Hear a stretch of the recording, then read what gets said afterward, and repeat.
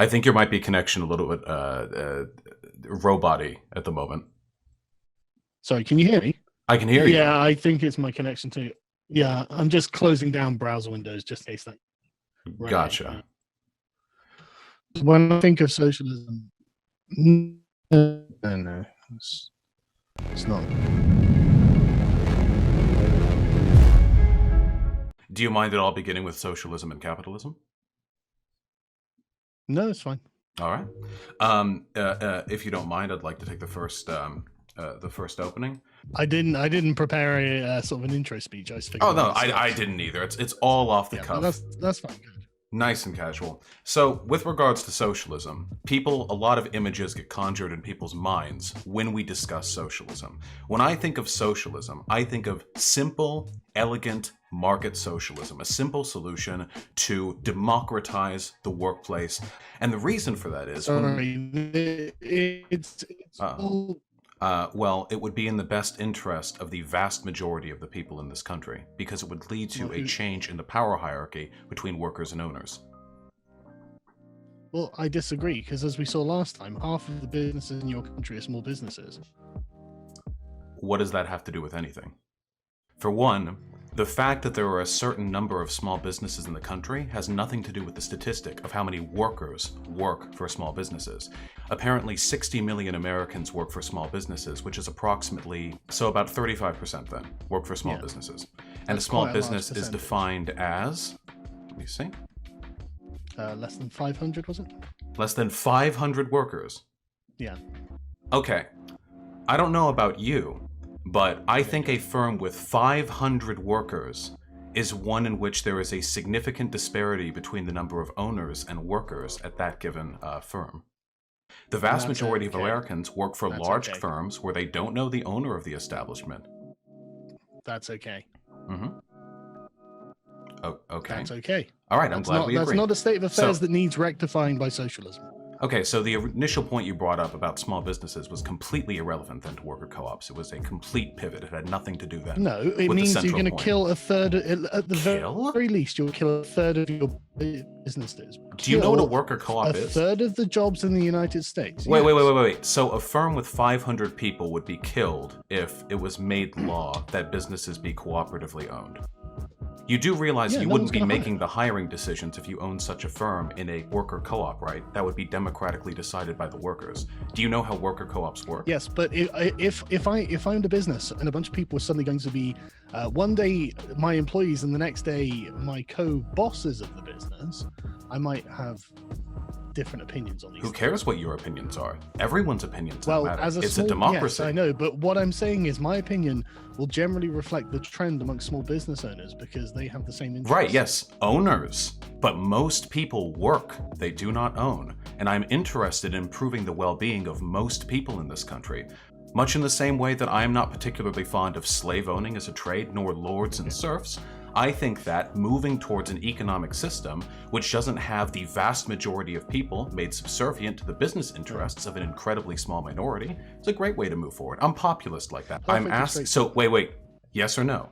Do you believe taxes are theft? I'm the one asking the question. Who are you? I'm asking the questions. Where have you been today?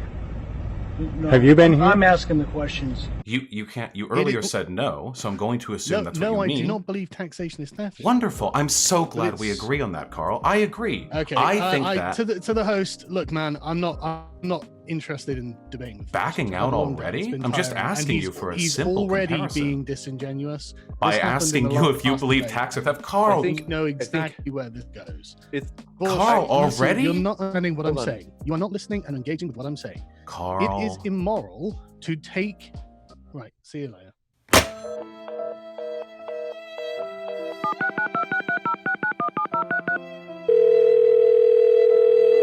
I just asked if you believe taxes are theft. VAUSH, I started talking and then you started interrupting me. But you don't believe taxes are theft. You're just a grasping, greedy socialist who, frankly, I think is afraid of the fact that some parts of life require hardship. That's just it. Okay. Done.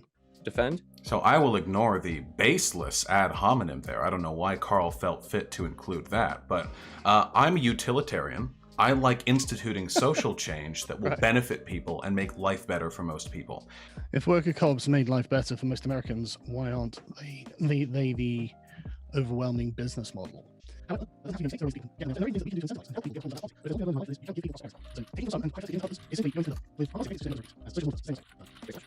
Yeah, that was actually really impressive. There were so many stupid points that were made there. I actually had to write them down because after the first two, I thought like, okay, I have the answers to these, and then I had to. For one, I strongly disagree with your assertion that revolutions have all been like a bloody waste of time. You know, I as a Yank, you know, I think I'm quite happy personally to be living away from the the looming threat of monarchical domination.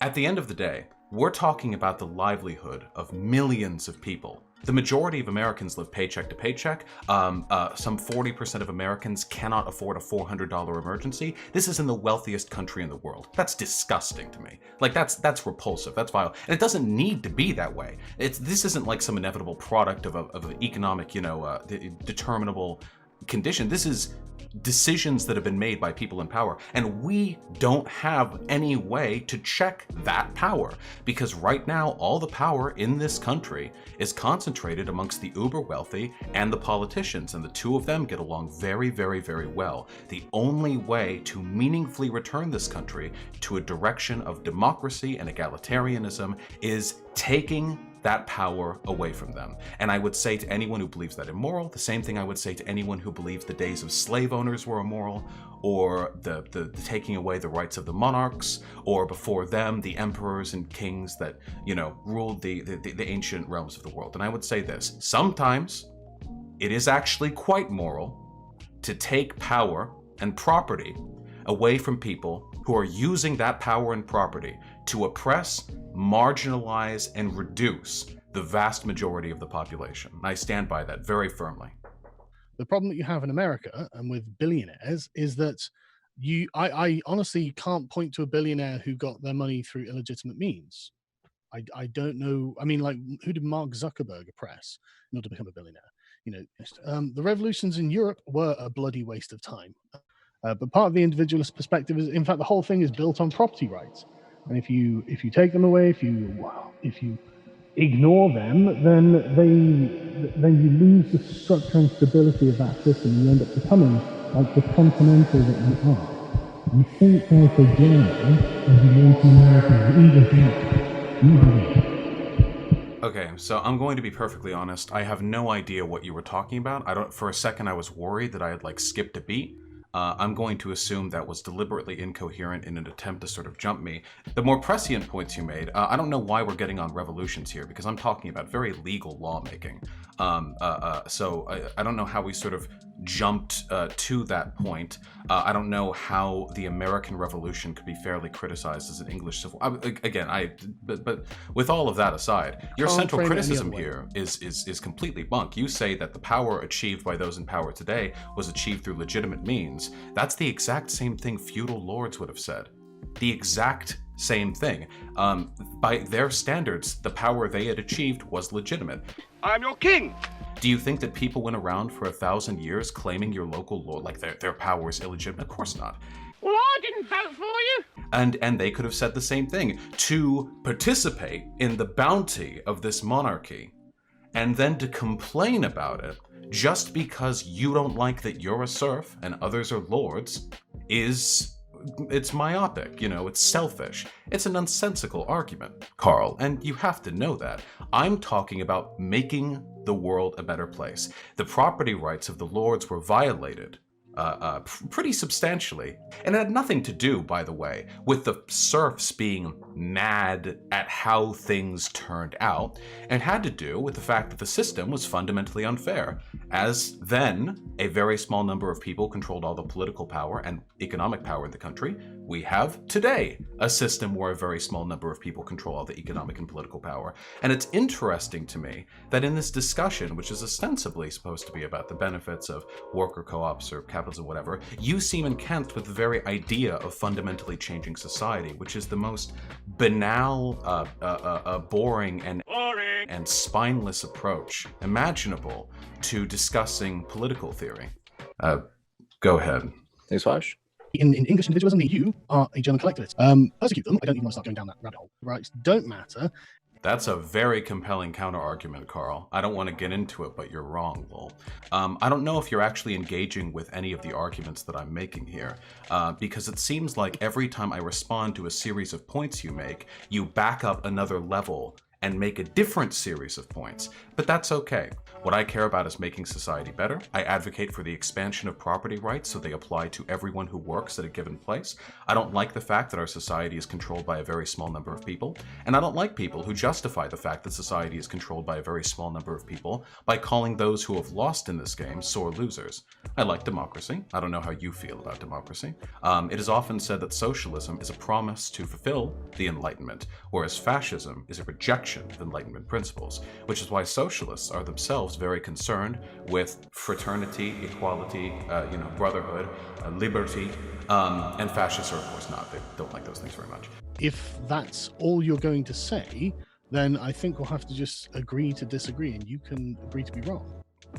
Sure. Yeah, I'm okay with being wrong in the eyes of somebody who believes advocating for liberty, democracy, fairness, and equality is feels over reals. You haven't really mounted any substantive counter-argument either to the efficaciousness of a worker co-ops-led society, nor, mind you, to the fundamental differences between the legitimacy of this oligarchy and the last. But that's all right. I know that you're somewhat averse to reading. This is something you would have to educate yourself on a little bit more before continuing the discussion. Would you like to talk about immigration? I had a lot of fun researching this subject since our last discussion, and I was pleased to find I was I'd right like on to everything. respond to what you've said there, because you don't. Oh, feel free. Then we can talk about immigration. You're not right on anything. By the labor that they spent to pick up like an acorn off the floor, that acorn is now my property because of the labor I expended to pick it up. This is why all I can say is we'll have to go on to the next topic, because there's no concord here. No, I'm fine with that. We can move on. I'm glad you agree that people are entitled to the fruits of their labor, Carl. I know that. Forgive me, Vosh. I know you got another round. No, it's okay. It's okay. He counter-argued himself. I don't need to finish. We can move to immigration.